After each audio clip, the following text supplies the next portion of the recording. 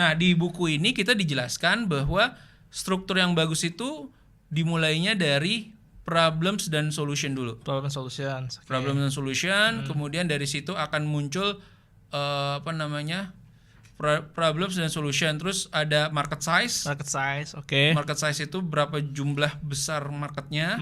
Kemudian dari market size itu nanti akan dimunculkan produknya apa. Produknya, oke. Produk. Kemudian dari produk itu akan muncul lagi traction. Traction, oke. Traction itu maksudnya adalah pencapaian bisnisnya. Ya. Dari traction kita bisa ngomongin tim. Tim. Timnya siapa aja. Ya. Kemudian yang paling penting lagi adalah product roadmap dan kebutuhan pendanaan. Assalamualaikum warahmatullahi wabarakatuh. Selamat datang kembali di podcast Wakaf Ilmu, podcast yang akan bahas soal bisnis, keuangan, dan hal-hal bermanfaat lainnya.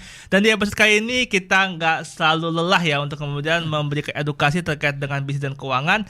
Dan seperti biasa, saya saat ini bersama Bang Jeffrey Pratama, CEO dari FunHub. Assalamualaikum Bang Jeffrey. Waalaikumsalam warahmatullahi wabarakatuh. Sehat Bang ya? Alhamdulillah sehat. Alhamdulillah. Kita udah masuk berbagai macam series nih ya.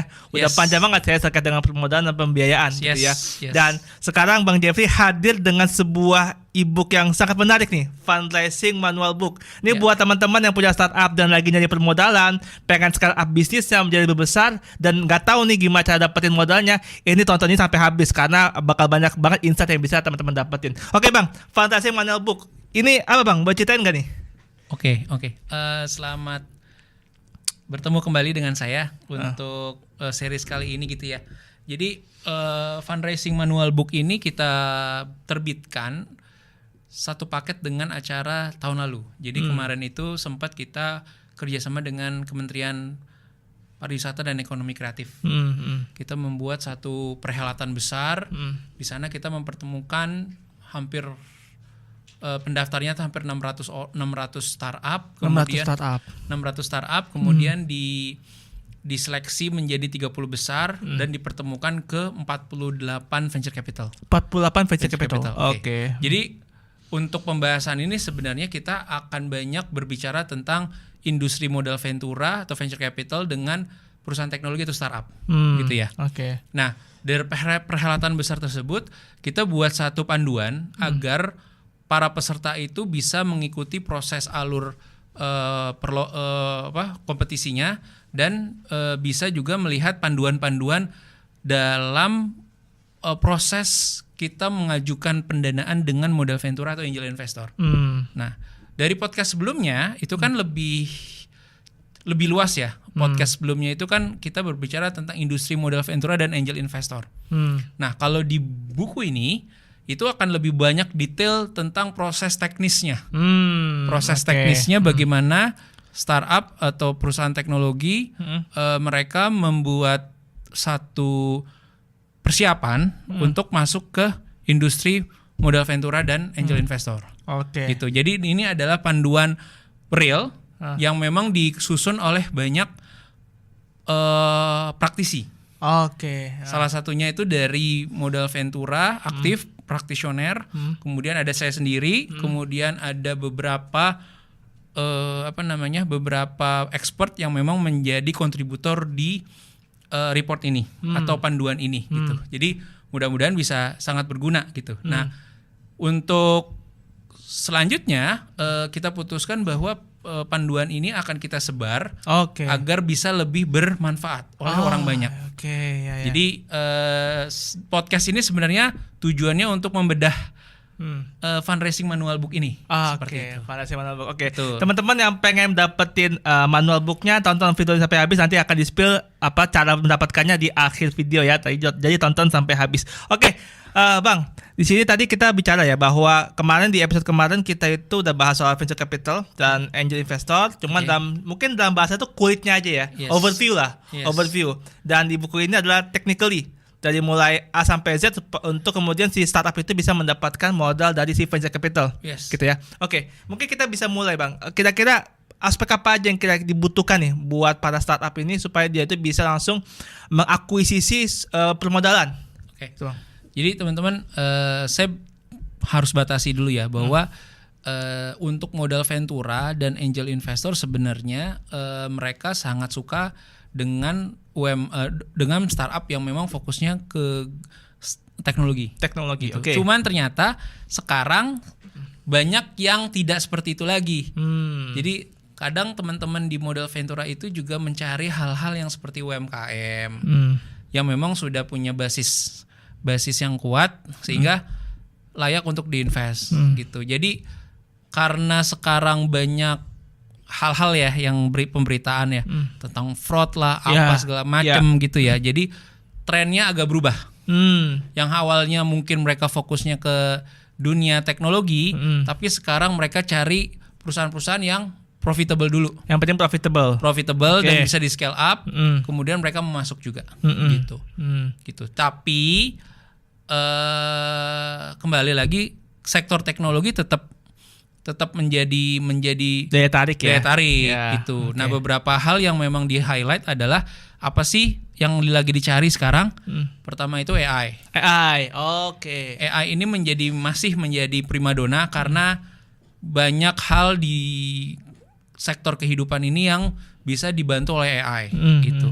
Jadi banyak negara mereka ngasih inisiatif untuk permodalan bisa melalui hibah, bisa melalui CSR untuk mengembangkan teknologi AI gitu. Nah, kalau di sektor modal ventura mereka mencari AI itu yang berbagai macam tema. Gitu. Ada yang mencarinya untuk teknologi generative AI, ada yang mencarinya untuk sektor-sektor yang memang sektor pendidikan, sektor kesehatan yang bisa di AI kan. Gitu. AI itu menjadi primadona sekarang. Kemudian yang kedua tentang future teknologi yang termasuk EV, electric vehicle, green teknologi, misalkan kayak waste management, baterai, kemudian hal-hal yang memang sifatnya itu future dan memang penting untuk ada untuk menyelesaikan masalah di sektor kehidupan kita. Itu sekarang lagi dicari. Tetap sih sebenarnya modal ventura itu mencari yang sifatnya itu basisnya teknologi. Tapi tidak menutup kemungkinan mereka juga berinvest di UMKM yang basisnya masih konvensional gitu. Tergantung keberuntungannya lah. Tergantung keberuntungannya, iya. Gitu tergantung keberuntungan dan ya match-nya itu ya. Betul. Kemudian keinginan investor dengan apa yang kemudian dibawa sama si bisnis ya. Betul. Nah, kalau di report ini kita juga membuat satu pedoman agar prosesnya juga mudah untuk dilakukan. Yang menarik ini di report ini pertama kita munculkan pitch deck yang menarik tuh seperti apa. Pitch deck itu maksudnya adalah dokumen yang harus dibuat business plan lah ya istilahnya ya bentuknya untuk dibuat oleh para teman-teman founder agar bisa paling tidak itu bagus dan ideal untuk dikonsumsi oleh modal ventura. Nah, itu ada struktur pitch deck-nya, ada contoh-contohnya juga ada. Kemudian yang kedua, kita juga spill financial projection. Financial projection itu adalah keuangan. Nah, di situ juga akan ada tips-tips di mana kita membuat satu laporan keuangan yang menurut modal ventura itu make sense dan bisa layak diinvestasikan ya. Layak diinvestasikan. Yang ketiga, kita juga akan spill tentang metode valuasi.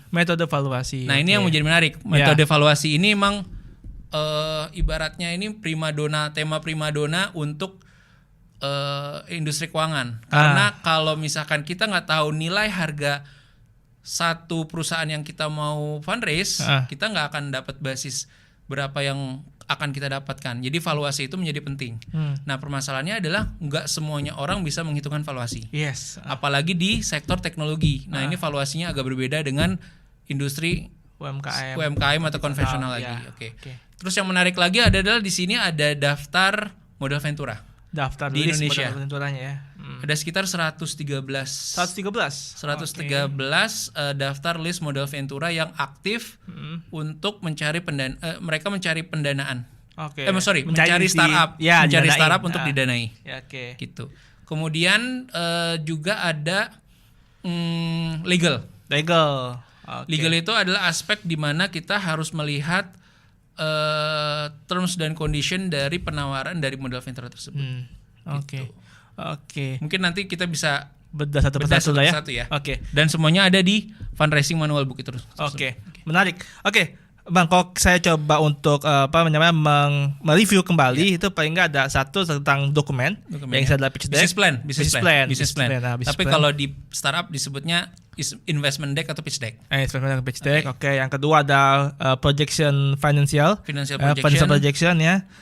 Kemudian ada itu menentukan berapa jumlah pendanaan yang kita butuhkan. Menghitungnya seperti apa. Seperti apa. Oke. Yang ketiga ada valuasi ya. Nilai perusahaannya. Gitu. Dengan berbagai macam metode untuk menghitungnya. Jadi nggak pakai asumsi lah ya. Nggak ada asumsi. Tapi menghitungnya dengan asumsi.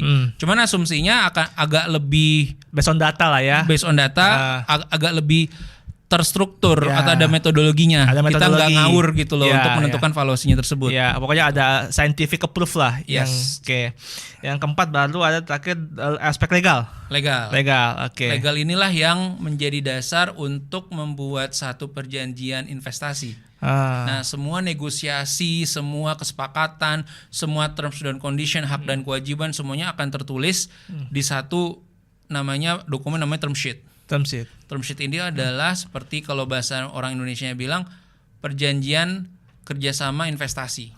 Oke. Perjanjian kerjasama investasi. Oke, Bang, kita mulai bedah satu-satu nih. Pertama kita sesi pitch deck nih. Nah, ini kan awal banget nih.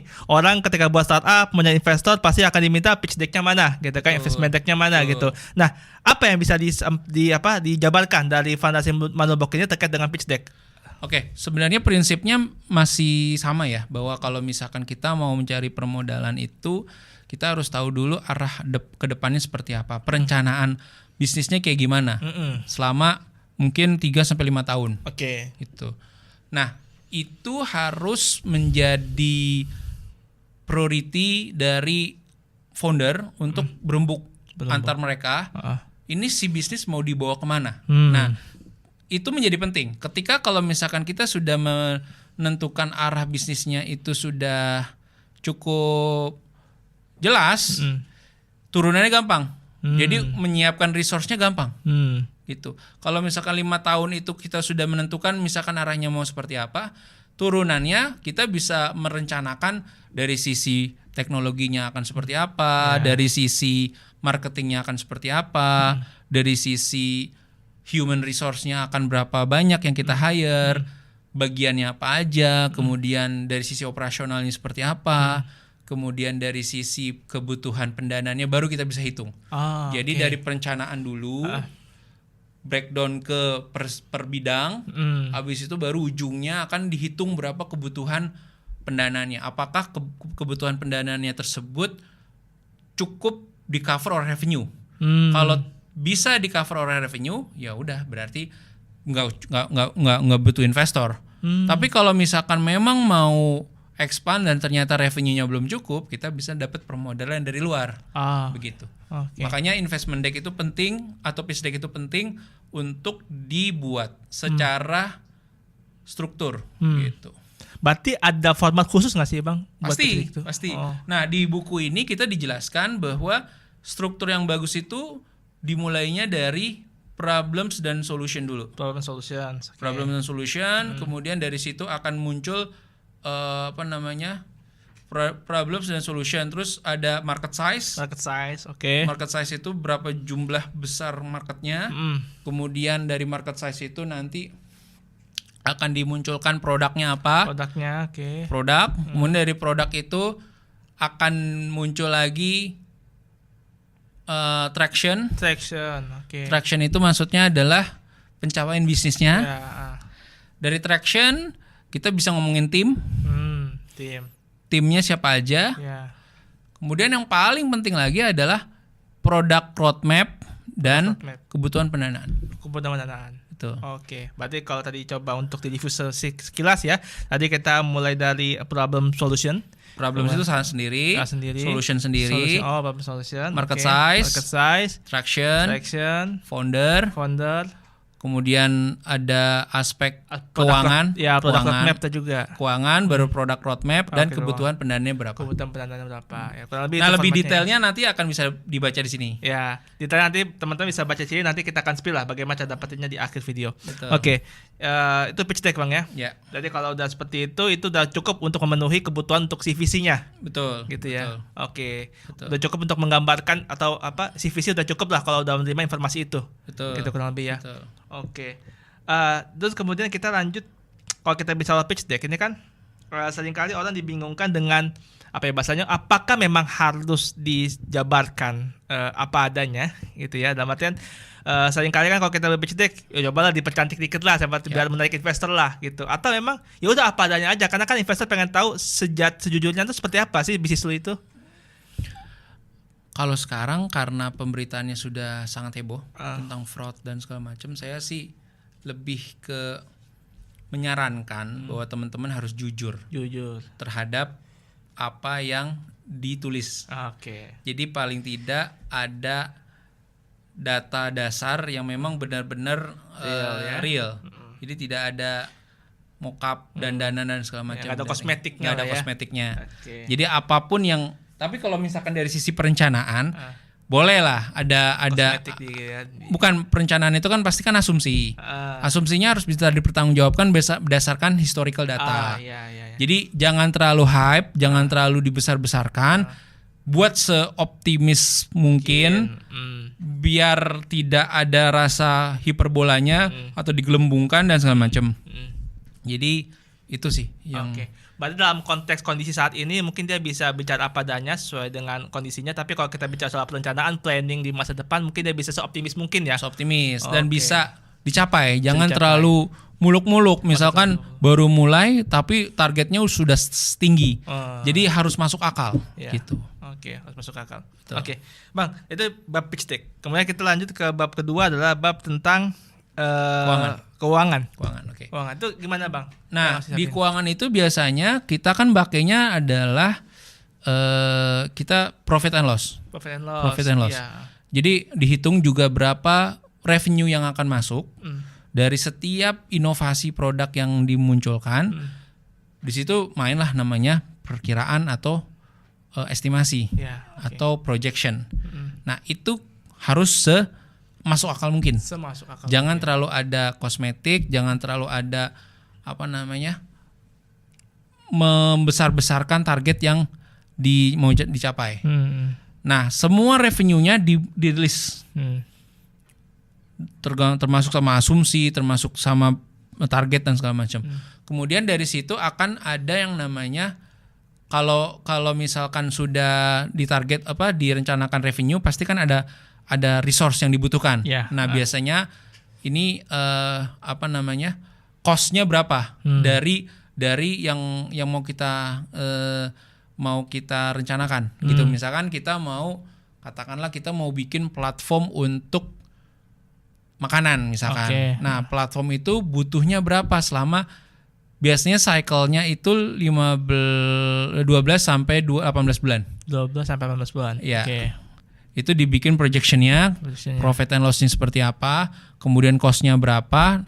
Nanti di situ akan kelihatan tuh berapa kebutuhan pendanaannya.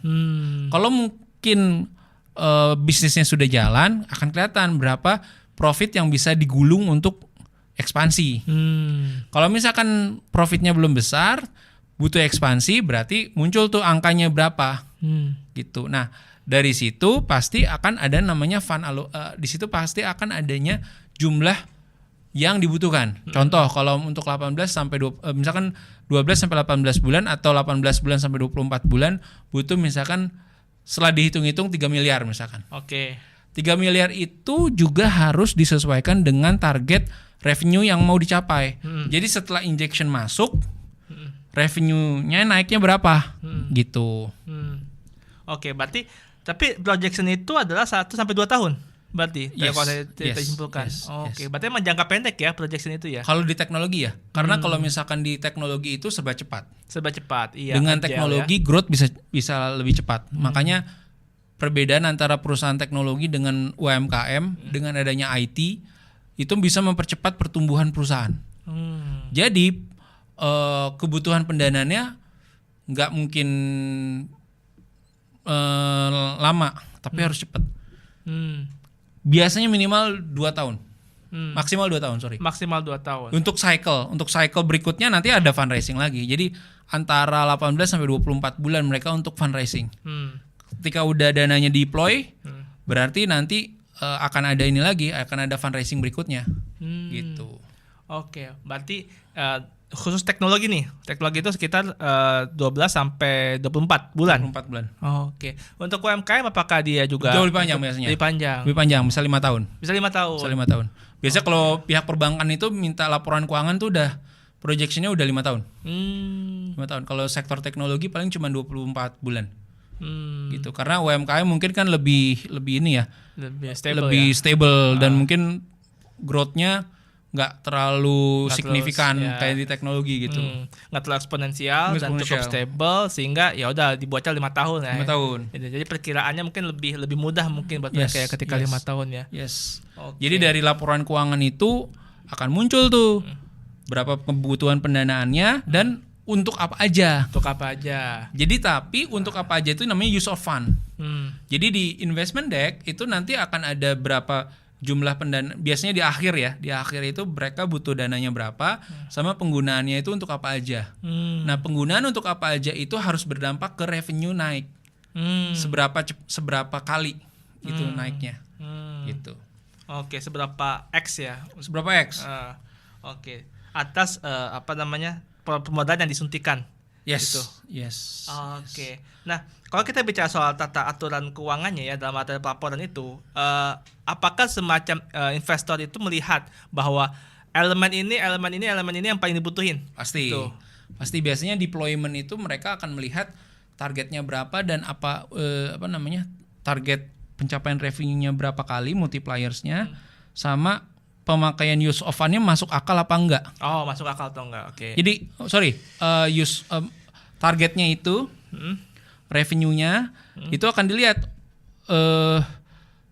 estimasi dan perkiraannya itu masuk akal apa enggak? Masuk akal atau enggak? Oke. Perhitungannya. Misalkan kalau kita ngomonginnya jumlah transaksi, kemudian ada fee transaksi, nanti dilihat tuh berapa kali persentase itu. Jadi dari sisi revenue pasti akan dilihat make sense apa enggak, estimasinya juga make sense apa enggak. Kemudian penggunaannya cost-nya itu biasanya kalau memang mau growth itu biasanya akan dilihat 2 aspek sih. Dari sisi penggunaan untuk marketingnya, marketing budgetnya itu seberapa persen, sama 3 sih biasanya ya yang akan dilihat ya, marketing, orangnya, sama pengembangan IT-nya. 3 sih yang akan dilihat use of fund-nya. Marketing, people, sama teknologi. Gitu. Marketing, people, teknologi. Itu elemen yang sekarang jadi yang penting ya buat investor ya. Buat use of fund, enggak, use of fund. Use of fund tuh maksudnya kalau misalnya minta 5 miliar, 5 miliar itu harus di breakdown ke 3 bidang itu. 3 bidang itu. Iya. Ya, manusianya berapa, teknologinya berapa? Iya. Tadi lagi apa? Marketing budgetnya berapa, gitu. Kemudian penambahan SDM-nya berapa, sama biaya untuk pengembangan teknologinya. Oke, SDM, teknologi, marketing itu ya. Betul 3 itu. Oke. Dan ada semacam ini enggak, semacam formula enggak dalam artian 40 60 20 gitu enggak ada ya. Sebebas. Itu sesuai dengan kebutuhan aja, makanya financial projection itu masing-masing startup pasti akan beda-beda ritmenya. Masing-masing kebutuhannya akan beda-beda. Iya, kemungkinan kayak teknologi kan pasti teknologinya lebih besar ya. Buat alokasi dananya dan fondasinya mungkin sekian gitu ya. Marketingnya juga sekian. Kemungkinan meskipun mungkin beda-beda ya. Beda-beda. Bakal diadaptasinya kan bakal beda-beda ya. Mungkin produknya akan lebih besar dulu, kemudian dari sisi marketing nanti menyesuaikan, SDM yang ke nomor 3 gitu-gitu, masing-masing ada ininya ada uniqueness-nya lah masing-masing startup. Ya. Yang penting satu kata kunci make sense ya. Masuk akal. Oke. Ya.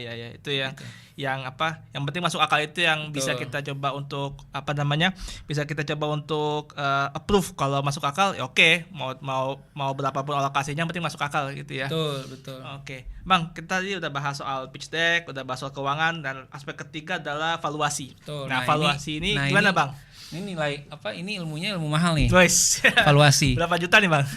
Bayangin aja private equity, manajemen investasi atau CFA gitu ya. Mereka punya ilmu valuasi itu mereka bisa dibayar ratusan juta gajinya. Karena ilmunya mahal untuk valuasi. Ya. Tapi gini, perbedaan antara perusahaan teknologi dengan konvensional bisnis yang beraset segala macam, kita memakai valuasinya itu valuasi ke depan. Valuasi ke depan. Future value. Oke. Karena dengan sektor teknologi itu harapannya perkembangan growth-nya jauh lebih cepat dan akhirnya bisa perusahaannya itu jauh melaju ke depan. Walaupun banyak sektor teknologi itu nggak punya aset. Jadi valuasinya itu main future projection. Gitu. Okay. Nah, di buku ini kita dijelaskan ada yang namanya kualitatif dan kuantitatif. Gitu. Kalau kualitatif itu maksudnya tidak ada dasar data sebelumnya. Jadi lebih ke preset value. Jadi benar-benar dari nol mereka baru mulai. Nah, dihitung valuasinya itu berdasarkan apa? Subjektivitas dari expert biasanya. Ada risk summation. Jadi ada metodologinya, ada risk summation, kemudian ada Bearcat apa namanya ya, metodologinya. Jadi intinya untuk kualitatif itu kita melakukan asumsi pandangan expert dari luar menilai ke dalam perusahaan. Nanti ada ratingnya, nanti akan muncul tuh berapa valuasinya. Terus ada juga yang namanya kuantitatif. Kuantitatif itu biasanya dipakai untuk startup yang sudah berjalan operasional mungkin 2-3 tahun. Gitu. Ya, berarti ada kualitatif sama kuantitatif. Betul. Ya. Kualitatif itu based on expert ya. Jadi kita si valuation orang-orang yang memvaluasi ini akan meminta pendapat para expert. Betul. Untuk menilai si industri. Sama sih kalau yang IPO juga sama kan. Kalau misalkan kita pakai jasa KAP, mereka kan juga meminta subjektivitas dari para ahli untuk mengevaluasi perusahaannya gitu. Nah, tapi pentingnya valuasi itu adalah kita ingin tahu nilai dari perusahaan kita. Kalau kita nggak tahu nilai perusahaan kita nggak akan tahu seberapa berharganya perusahaan kita secara nilai nominal keuangan. Gitu. Makanya orang-orang dari zamannya dulu ilmu valuasi itu berkembang terus. Karena intinya kita mau menjual satu perusahaan kita ke pasar modal atau ke sumber permodalan, bisa dari modal ventura, bisa dari bursa saham. Kita harus tahu jumlah nilai perusahaan kita, nilai valuasinya berapa. Itu yang penting gitu. Iya. Nah, kalau nilai valuasi udah dapat, kita bisa menawarkan ke investor bahwa kita akan mengeluarkan berapa equity. Ya, besarnya itu kepemilikannya berapa gitu sih. Iya, kan itu akan lebih enak ya ketika kita udah mengetahui bahwa valuasi kita sekian, kita bisa mengasumsikan kayak sama bernegosiasi dengan investor bahwa dia akan mendapatkan kepemilikan sekian persen gitu ya dengan nilai sekian gitu ya. Dengan valuasi itu. Maka kalau detailnya akan ada di manualnya ya. Nanti bisa di spill di buku ini, nanti bisa di-download di kita gitu. Nanti mungkin tapi terakhir ada tentang legal ya? Legal. Iya. Sebelum kita akhiri podcastnya, tapi intinya ada satu lagi namanya legal. Legal itu sebenarnya dari sisi perizinan hukum. Nah, biasanya kalau proses investasi itu ada dokumen legal yang memang khusus untuk investasi, namanya term sheet ya. Term sheet itu adalah kalau bahasa Indonesianya itu adalah perjanjian kerjasama investasi. Nah, biasanya semua hasil negosiasi kesepakatan yang antar kedua belah pihak itu dihitam atas putihkan di perjanjian tersebut.